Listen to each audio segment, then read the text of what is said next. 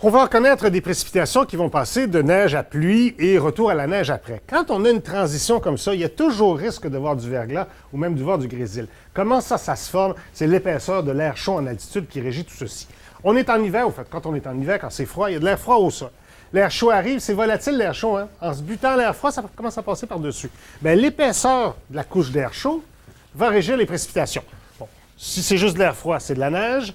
Si la neige qui quitte le nuage passe dans un petit peu d'air chaud, ça devient une goutte, mais il reste beaucoup d'air froid, donc ça a beaucoup de temps pour que cette goutte-là gèle. Ça, c'est le grésil, les petites billes.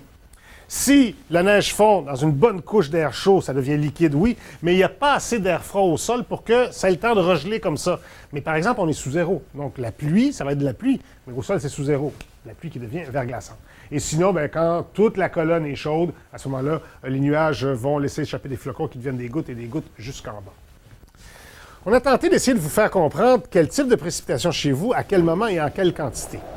Vous allez donc pouvoir voir ça avec les deux tableaux que je vous ai préparés ici. De ce côté-ci, c'est les heures de précipitation. D'accord? On va passer de neige à pluie à neige.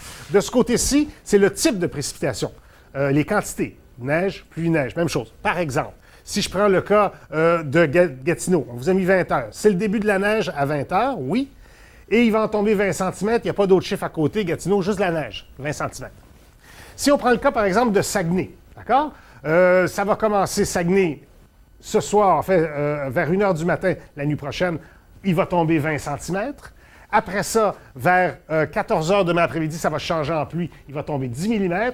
Et après ça, jeudi dans la nuit, de mercredi à jeudi, ça va redevenir de la neige, un 10 cm. Là, il faut que vous compreniez qu'il tombe 20 cm, 10 mm de pluie par-dessus, ils en font pas mal.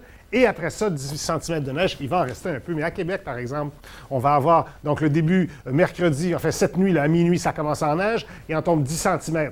Sauf qu'après ça, demain en matinée, après l'heure de pointe, ça va tomber en pluie, il va en tomber 35 mm. Il ne restera plus beaucoup de neige là, après ça. Là. Et quand ça va redevenir de la neige, donc ça se fait jeudi, dans la nuit de mercredi à jeudi, il va tomber seulement 3 cm. Donc vous allez vous lever jeudi matin à Québec avec juste ça de neige. À Montréal, ça commence donc vers 21 h. On va recevoir 8 cm. Par la suite, demain matin, juste un peu avant l'heure de pointe, ça devient de la pluie, 20 mm. Et éventuellement, pour ce qui est de la journée de demain, où à 7 h le matin, ça devient de la pluie jusqu'à 17 h, et après ça, ça redevient de la neige 5 cm. Là aussi, il n'en restera pas des masses au sol.